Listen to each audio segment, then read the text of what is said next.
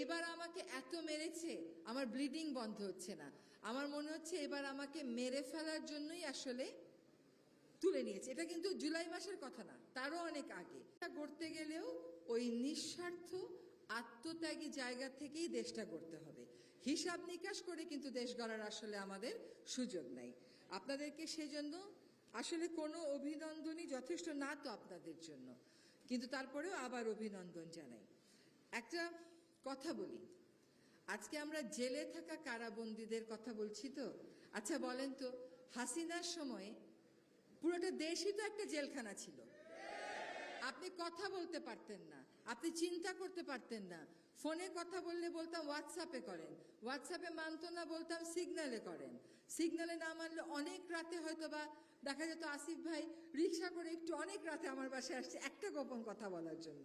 সে গোপন কথাটা কিছুই না, যে এটা এরকম চলছে, আমরা কি করতে পারি, আমরা কেমন করে এটার প্রতিবাদ জানাতে পারি।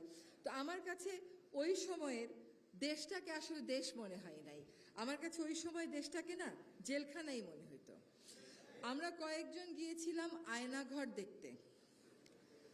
বিদেশে কিন্তু এরকম আয়নাঘরগুলোকে আপনি সাউথ আফ্রিকাতে গেলে দেখবেন, এমনকি আমেরিকাতেও আছে।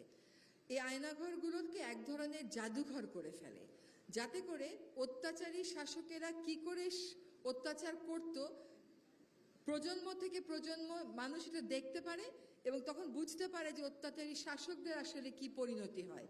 তো এই আয়নাঘরগুলো তো আমাদের সেই নিষ্ঠুর ইতিহাসের একটা অংশ।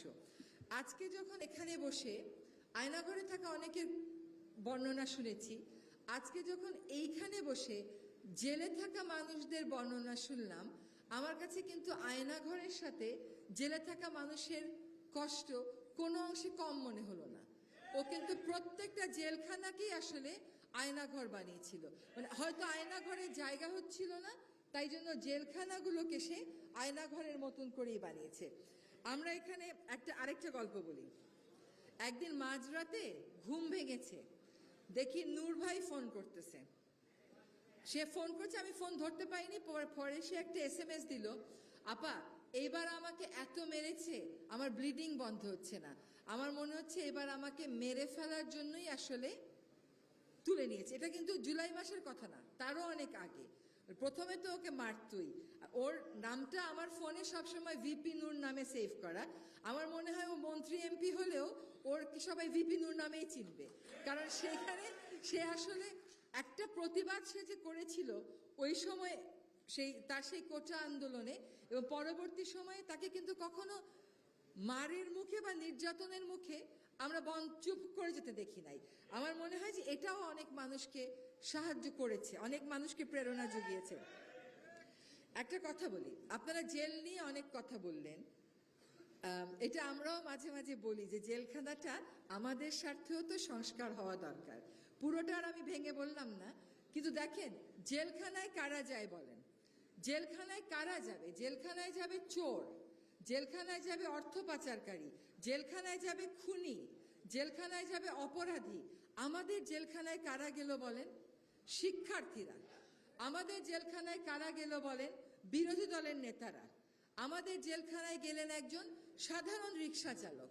রাষ্ট্রযন্ত্রের কুটিলতার সাথে তার কোনো সম্পর্ক নাই, ক্ষমতার ভাগাভাগির সাথে তার কোনো সম্পর্ক নাই, সেরকম মানুষেরা জেলখানায় গেল। ক্ষমতা সেখানে এতই প্রিয় হয়ে উঠেছিল, এতই একটা ছাড়া যাবে নার মতন বিষয় হয়েছিল। এখন আমরা খুবই একটা বলতে পারেন আগ্নেয়গিরির মধ্যে এসে দায়িত্ব গ্রহণ করেছি। একটা সিস্টেমে বোতাম টিপলে সিস্টেম একভাবে কাজ করে, আমাদের তো কোনো বোতাম নাই, আমাদের তো কোনো আমরা যে একটা কিছু সিস্টেমে কাজ করব, there is no system, it's something